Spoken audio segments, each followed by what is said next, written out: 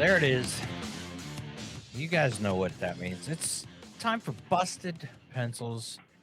It's fully leaded. Education Talk, educated educators talking education. Saturday in the civic media listening area all over Wisconsin, parts of Minnesota, Michigan, and hey, you people in the UP. I know you can't hear us right now, but something saying the UP might start hearing a little bit of civic media, just a little back thing that I'm kind of hearing, and so. But man, love Johnny being with you, Jacob with you on our Saturday show, full 1 hour. I mean, absolutely love the weekly shows, the podcasts that we drop, but always can't wait to do a full hour because it's really cool knowing that all of the civic media listeners, all of the civic media app people, and yeah, Johnny, as we like to point out, those people in Finland who have the civic media app that love to listen to Busted Pencils, we appreciate you. So make sure, yeah, download the civic media app. And Saturday, 1 full hour, fully back to school. And I got to say, here in the Mid Atlantic, Pennsylvania, whoo, 48 degrees in the evening last Friday night. Yeah, Wow, you're getting a little cold snap there. man. Tim, I hope that this is, I like that this is Saturday back to schoolish, but hopefully I always feel like school should start after Labor Day. Like, let's Yeah. squeeze out one more weekend before we're back to school. Of course, where I am at, all the kids are back in school. I've been teaching for a few weeks now, but I miss those. Hey, let's push it all the way through Labor Day. So hopefully, pencil busters out there, you're listening and you're squeezing those last days of summer out of August, and you're gearing and ready to go next week. Yeah, for sure. And yeah, it's back to school. John, I agree, right? After Labor Day. But hey, it's Labor Day weekend.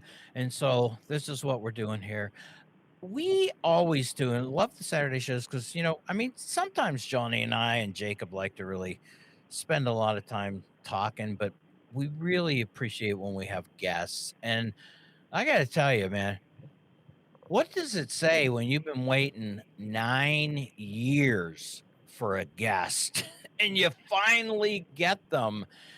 And to realize that where did how did this happen? Well, roughly 9 years ago in a punk bar in Milwaukee in the Cactus Club with one of our favorite pencil busters, Dr. Joanna Rosado of Educators Amplified, put together her first program and introduced me to this awesome teacher now, more than that, but Angelina Cruz. Well, let's be honest, let's be real. Representative Cruz, welcome to Busted Pencils. How you doing, Angelina? I'm doing great. I'm exhausted, but so excited to be with you two. Had I known that you wanted me on prior to this, I more than would have accommodated you. So we'll have to make this a regular thing. Oh, I like that. A little check in with Representative Cruz. But now I'm teasing a little bit, Angelina, because it's just, the organicness of how this work happens, where people go. And in fact, where we were when we met, it was this whole idea again of what's best for public schools and bringing together a group of people and a group of fighters.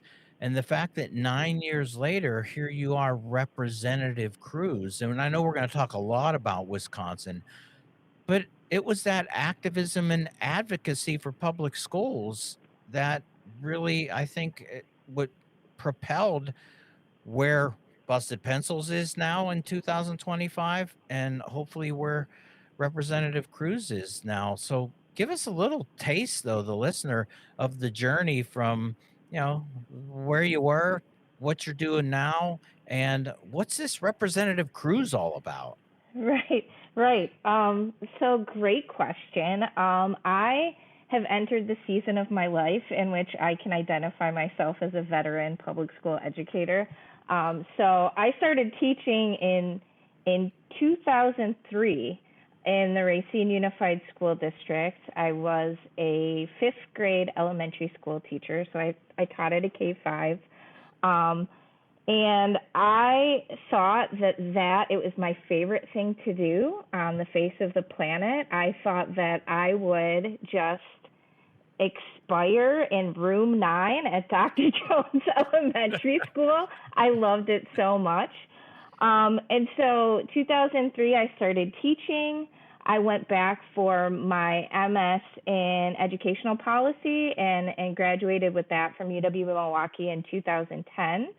And then in 2011, when our illustrious then governor, Scott Walker, passed his budget repair bill, and as part of that legislation called Act 10, which stripped public sector workers of their collective bargaining rights, it occurred to me I needed to activate my political activism and apply it towards my union. And so we in Wisconsin experienced sort of this unprecedented assault on public sector workers, and I would argue most specifically on public school teachers. What we say as public school teachers and public school unionists specifically is that public teacher unions are the last line of defense in the war against public education. And so I got really plugged into the work of my union. So at that time, I became a building representative in the building that I taught in. I eventually became the political action committee chairperson, and then I became an elected officer, and I worked myself all the way up to the president of our local and was elected in 2016. I'm the first Latina to represent, then it was Racine Education Association.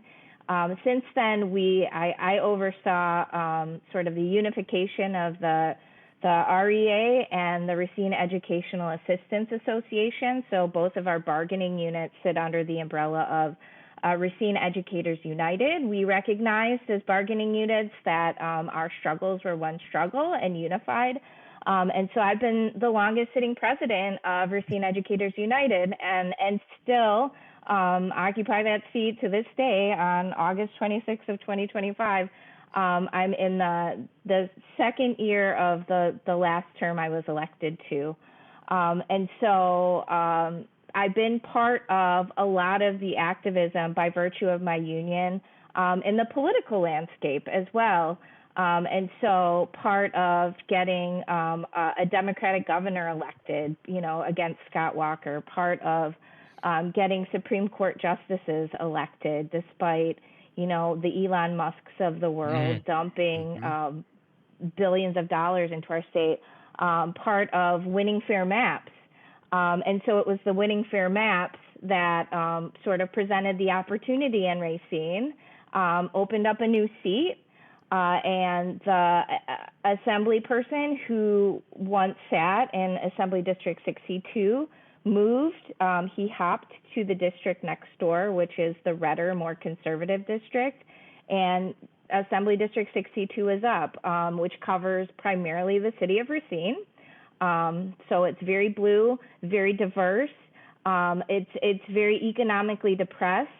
But it's where I live and I love it. And I thought that it was incumbent upon me in this moment to step into that leadership position, and become the first elected Latina to represent Racine. And so it's been quite the journey, but here I sit before you. I know the Johnny. representative Assembly District 62. I'm sorry for jumping in there like that because I'm so excited because you are the illustration of what Johnny and I have been saying, talking about, wanting to highlight is the school teacher, the love of public education, and how you're just a natural fit to then also take the move and the story and the journey that you did. Johnny, please. I know you got a lot on this one, man. Well, Tim, even more than the illustration for it, I'll say the inspiration Yes. for that vision, for that kind of idea, as we champion here at Busted Pencils. Everyday folks who are in the trenches, like you said, on the front lines of democracy in community, participating with the growth of that community. And teachers are such a glue for that work and that movement, especially teacher unions, right? So working together in community for the quality of life, not only that kids in our classrooms have, but that we all share in our communities. And so we're always saying it's inspiring when teachers do what they do in their classrooms, yes, but then also build on that and spread that experience through becoming engaged formally in the politics of our democracy, right? And that's so inspiring, Representative Cruz. So thank you for sharing a little bit of that backstory. I'm so glad that after 9 years, Tim, that Representative Cruz is here, joining to share that story and to spread that contagious energy that we want educators to hear. Hey, if you're like Representative Cruz, you can not only be the change in your school and your classroom, but in your community and in your state. So thank you for that work. Oh, Thank you. so Representative Cruz, which I now have to get used to saying because no longer just texting Angelina from the Cactus Club. Representative Cruz, though, I really do. I mean, I hopefully Jacob, let's get her just introduction talk the way she put that together and break that up because you gave that primer of public schools, Johnny would say the foundation of democracy and the living action that you really and I'll say illustrate, but then inspiring of going, that's what we mean when it says, how are public schools the bedrock, the foundation of our democracy? Well, our teachers in realizing, and again, the moment and I've heard this in Wisconsin so many times, Act 10. Act 10 really made clear the assault that people were willing to undertake to take away democracy and how you all, and I think this, boy, how stupid was it to go after teachers and the unions because, boy, Scott Walker, you activated democracy. And I know we're coming up on 1 minute there, Representative Cruz. So I'm not going to throw, as Johnny and Jacob would say, a Tim curve at you and kind of leave you set up there. But so all of this work we kind of highlighted, but now you are Representative Cruz, and right away now there are things that you're dealing with in the legislature, and particularly, hey, the Wisconsin budget again, man. So when we get back, let's jump into right away. What do we know about what's happening with the Wisconsin budget? Well, we're going to ask Representative Cruz on Busted Pencils when we get back.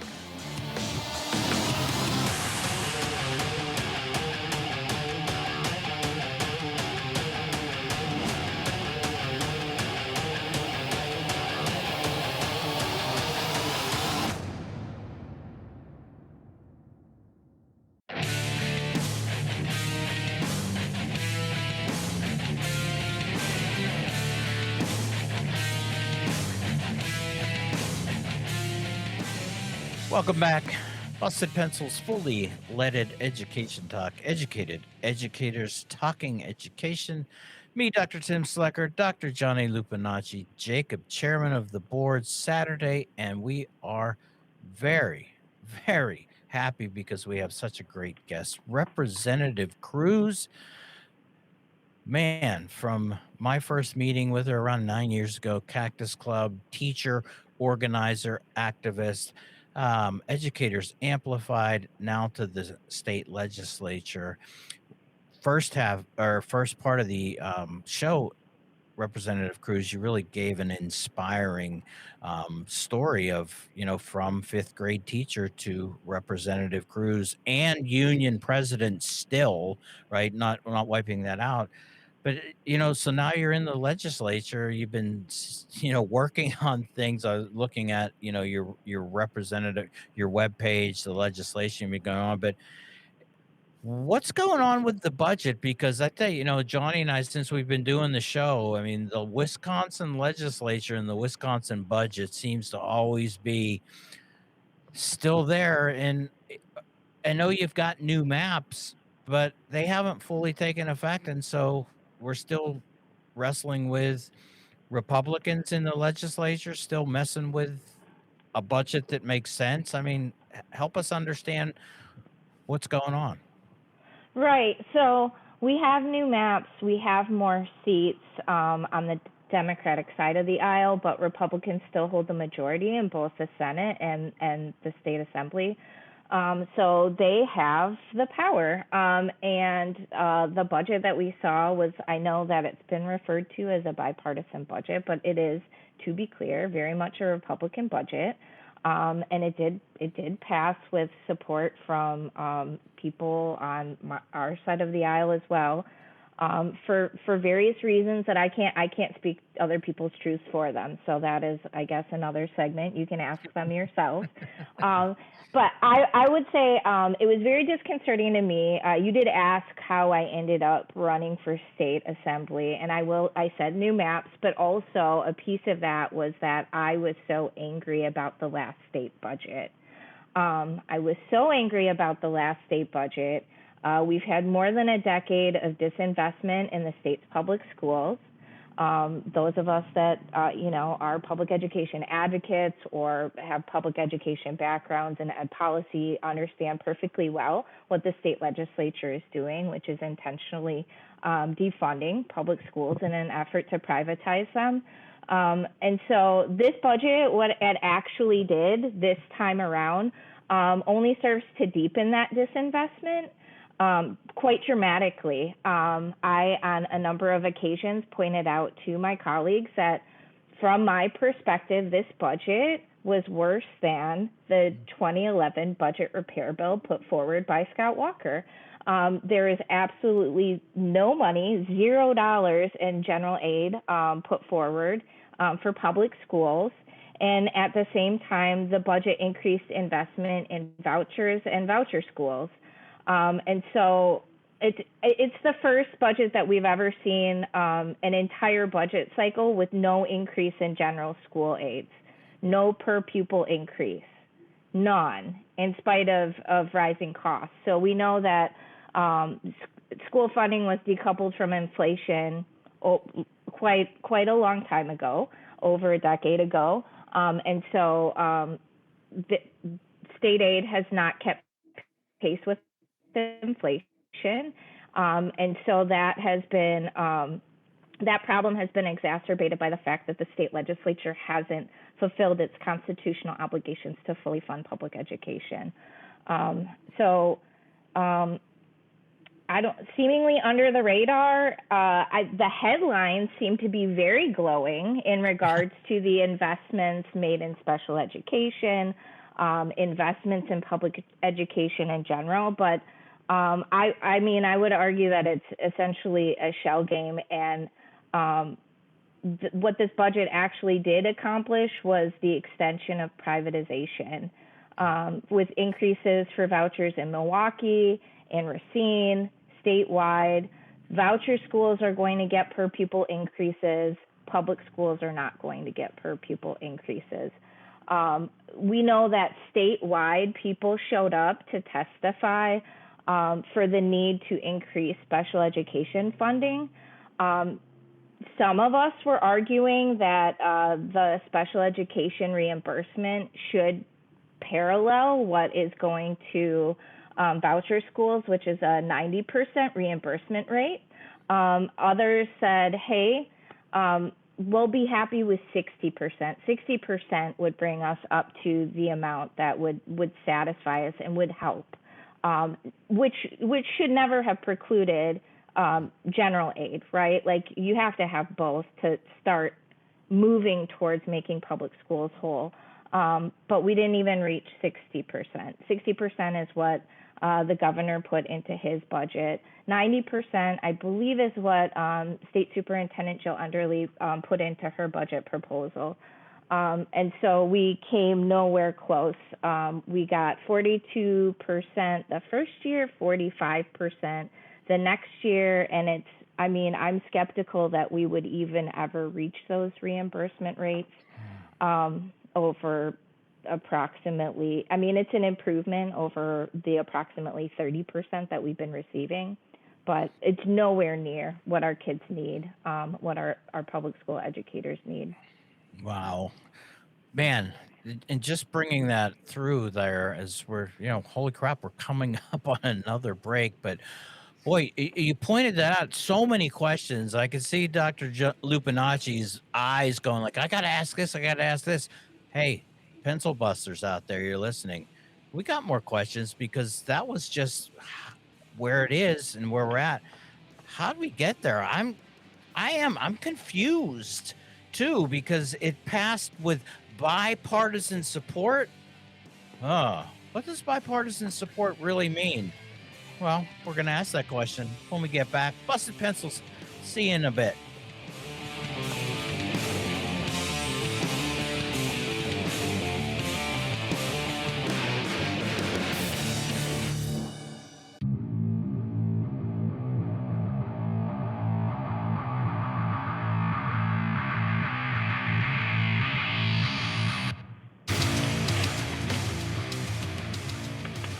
Hey, welcome back. This is Busted Pencils, fully leaded education talk, educated educators talking education. That's right. I'm here with Dr. Tim Slecker, and I'm Dr. Johnny Lupinacci. And if you've been listening, well, thanks for keeping on with us. But if you just tuned in and you're out there catching this Saturday broadcast, we have the honor of Representative Angelina Cruz with us today. And in the first half of the show, we were going into a little bit of the backstory of, classroom teacher to representative, and along the way, keeping union president as part of that. Like Tim, blue collar scholars we're in good company here with Representative Cruz. And we talk often about school funding, and especially around budgets. And we had, the state superintendent on. We talked about really great budget proposals. And then we reviewed the governor's version, and then the voted on. And we heard lots of testimony from callers and from people, listeners, you out there who went to your capital and spoke on behalf of the need to adequately fund public education. And Dr. Cruz joined us in the first part of the show and talked a little bit about how, this most recent budget is, billed as a bipartisan success. And that meant that, yes, some of the Democratic folks on, as part of the decision making signed on to it. But that, to summarize, it's crumbs towards taking care of children in our schools. It's more in some cases than we were getting, but it's still crumbs up against what's necessary. So, Representative Cruz, I'm going to ask you, just like for our listeners, can you speak a little bit to that in terms of, off the air, we were talking a little bit about how we explain it, these things are incredibly complicated by design. In terms of when I say these things, I'm referring to school funding, budgets, and all that stuff. That we were jokingly saying you need a PhD in something, it's not education, and it's not, finance, it's not economics, it's something in this particular moment, but that's by design. And I really love the anecdote you shared, so I'm going to re-ask that question. So, and take us back to a little bit about how, when we look at this, yes, in some cases we get a little more per se in percentage for special education, but it's not nearly enough. And then how you explain school funding to your constituents, and when we're talking about this, like breaking down I don't even know what to call it, Tim. I can't even call it rocket science. It's just, the tomfoolery of school budgets when we're, holding back money from what kids need. Great question, and it's a really big one, right? Yeah, sorry. No, don't apologize. It's like this is the challenge we are confronted with right now. So it's incredibly complicated, as you said, on purpose. Something that I kept going back to and trying to help my colleagues navigate what we were looking at in terms of public school funding when we were, sort of discussing what was in the budget, is that yes, we got a significant bump in special education. The problem was like the big donut hole next to general aid. And so what I said is you don't need to understand the complicated nature of school funding to understand that $0 is a problem. So even though we're getting a significant bump in special education from 30%-ish to 42 to 45%-ish, the other general aid category being 0 is extraordinarily problematic in light of that.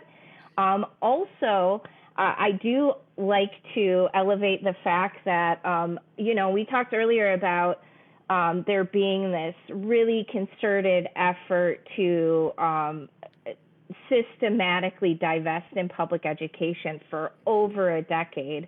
So the bar in Wisconsin is so low in terms of making historic investments that somebody took a shovel, buried or dug up the ground, threw the bar into the hole and like covered it over with dirt, right? Like the bar is below ground, it's so low. So like our historic investment still isn't bringing in anywhere near up to the levels that we need to be in terms of repairing the damage that has been intentionally inflicted on our public school system. I think the way too, when you point this out, for some people, it's like, well, we don't have the money, and so we had to do this and we had to do that, and so 0. But Angelina, voucher schools, somehow this budget found all kind of money for not public schools. Talk Yep. about that. Right. So here's a couple of telling numbers that I wrote down just to help people to understand.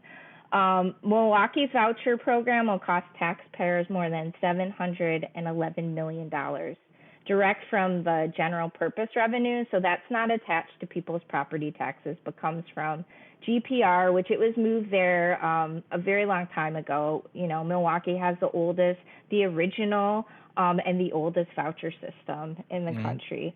But that's a staggering increase of about $85 million over the last budget.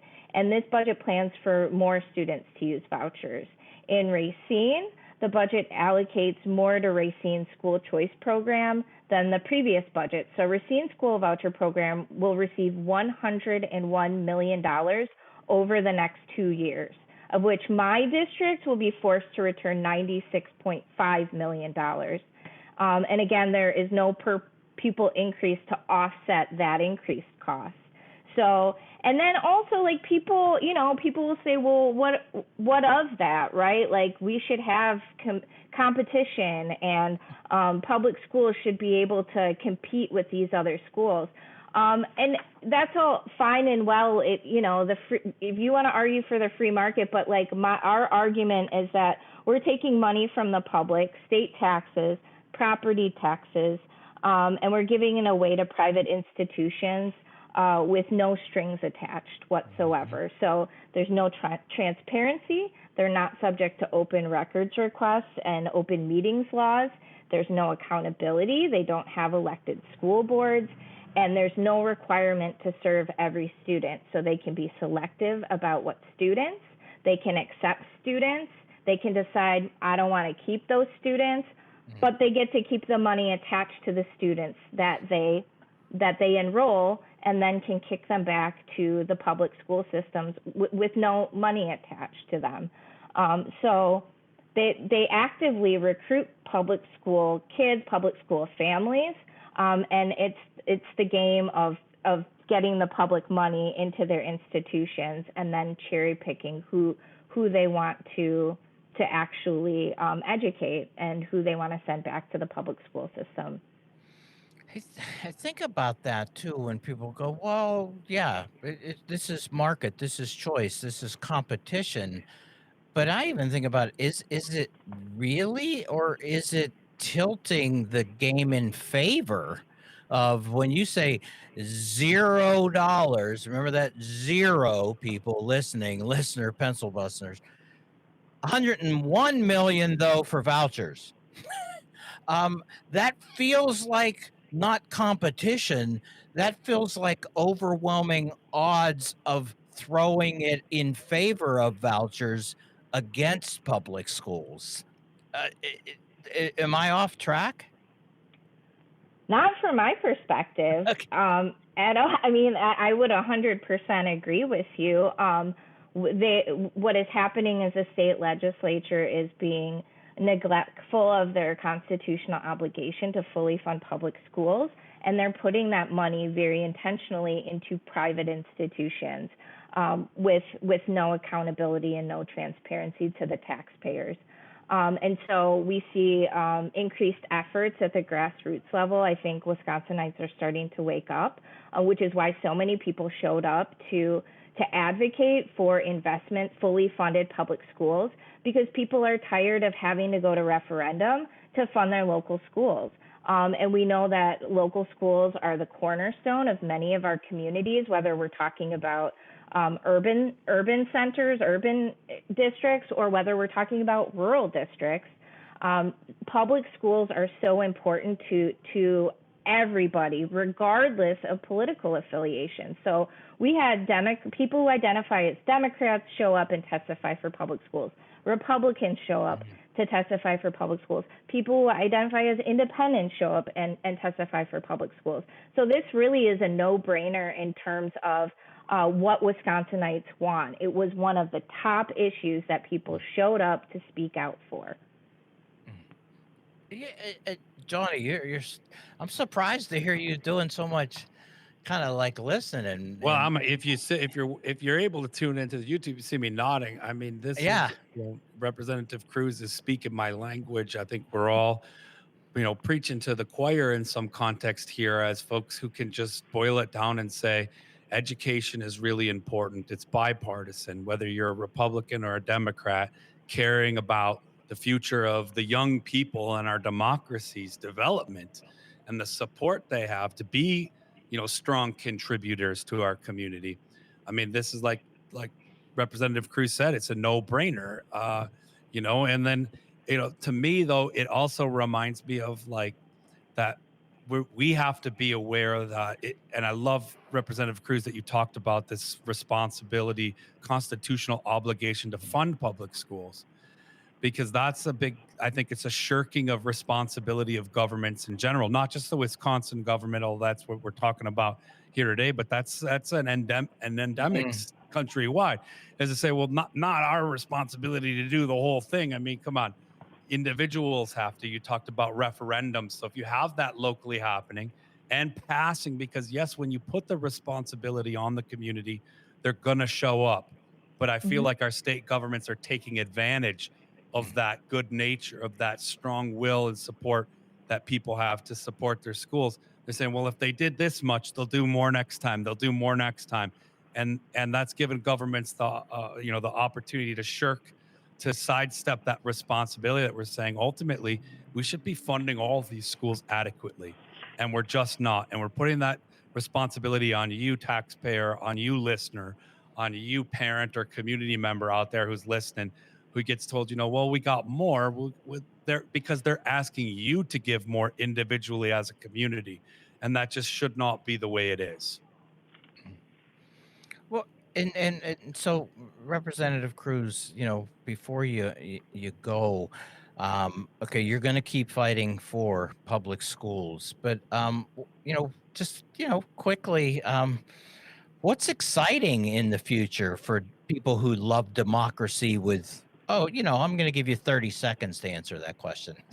Oh, God. I think, okay, so politics are a contact sport, I firmly believe. That's how I ended up in the state capitol. And so I think the simple view of state government is you tell your legislator the problem, they can introduce legislation, which we can, but what we really need to move forward, legislation is community backing us and really pushing and rising up and demanding what we need as communities. You know what? We need a Representative Cruz regular appearance on Busted Pencils because we just started this.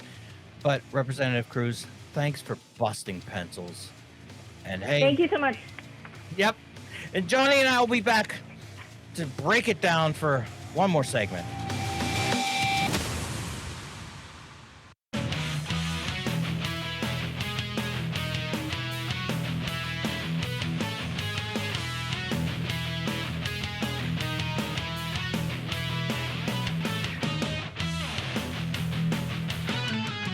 Oh, there it is. Yeah.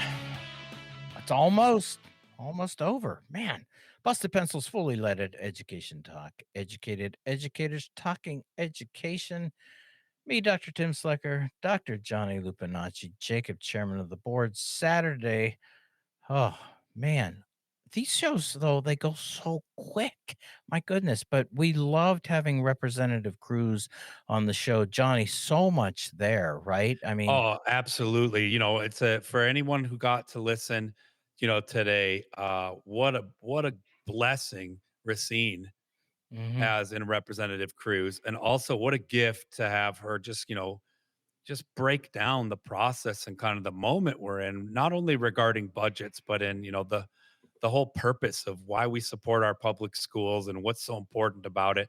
And I'll just tell you, I'm a huge fan. I mean, I love listening and nodding along and just being like, yes, you are singing our song. You are, you know, playing my favorite jams, Representative Cruz.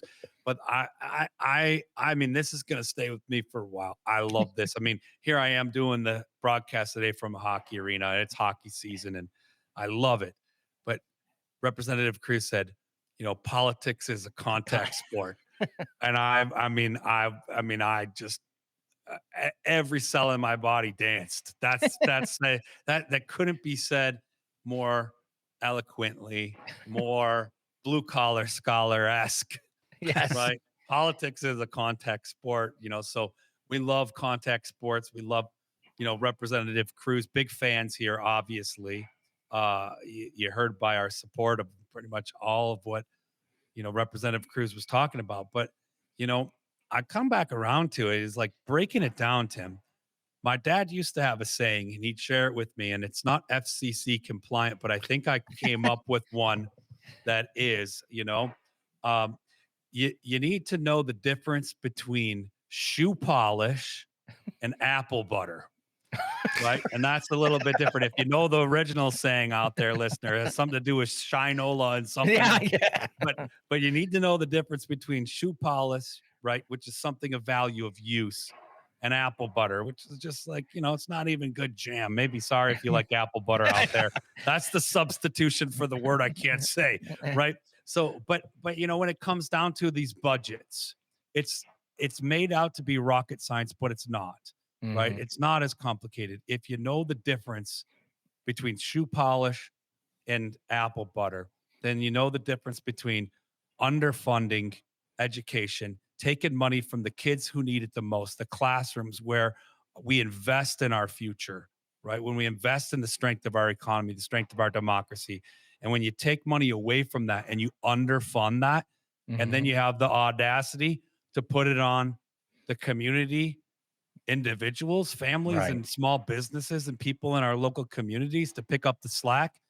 You know, one, you either don't know the difference between apple butter and shoe polish, or you do, and you're just sticking it to the man. You're just putting it to the hardworking people who are out there listening. And so, you know, it's one or the other. So Mm. I love having Representative Cruz here to kind of, you know, reiterate that for us, the importance of not only funding, but supporting our public schools, but and holding our government accountable to their obligation, you know, to democracy and to the Constitution, to funding our public schools adequately, not insufficiently. Nowhere does it say, hey, it's the government's responsibility to kick some crumbs Mhm. to the most in need, which are our children in our communities, right? No, it's to adequately fund public education for a strong economy, for a strong democracy. So I love having her on. I hope it's first of many, Yes. conversations with Representative Cruz. Well, because and I want to get to another thing that's kind of troubling in her conversation, the quote bipartisan, and not troubling with anything Representative Cruz said, but bipartisan. And you know what, Johnny? Here's the thing, right? That meant that some quote Democrats, some pro public schools Democrats, made this happen. I want to understand that because it's like, wait a minute, you finally got fair maps. You finally had some leverage Well, and Tim, got Tim, context. Go ahead. it, it maybe some Democrats don't know the difference between shoe I polish was gonna and say, apple butter. Just saying. uh, Just saying. You don't have to be like you're not immune to that right. just because you identify as a Democrat. And so yeah, I get where you're going, but I'm just Yeah. saying let's simplify it. Yeah. There are probably some Democrats who don't understand the difference between shoe polish and Yeah. Shinola. Or Or, what? No, yeah. shoe polish. Yeah. I'm messing it up, but shoe polish and apple butter. That's my What? FCC version. Well, and you know what? To all you apple butter lovers out there, now it's time for your moment of zen.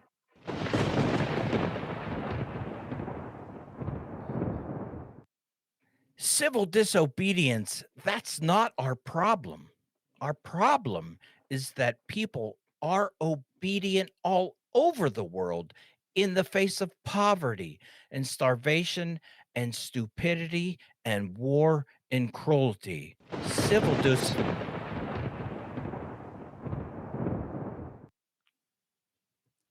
Hey, thanks, listeners, for tuning in today and listening to today's broadcast with Representative Cruz. Wow, you're lucky out there in Racine.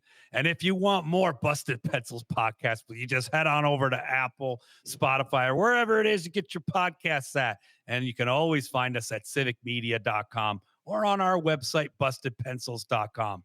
And remember, you can always find great Busted Pencils content every Monday for homeroom, Wednesdays for class and session, and on Fridays for producer Jacob's Choice. And of course, Pencil Busters. You can always, just like you did this Saturday, tune in and listen to the Busted Pencils weekend broadcast at 3 p.m. Central Time across all the Civic Media networks for 1 hour of your favorite blue-collar scholars, Tim and Johnny, and keep busting pencils.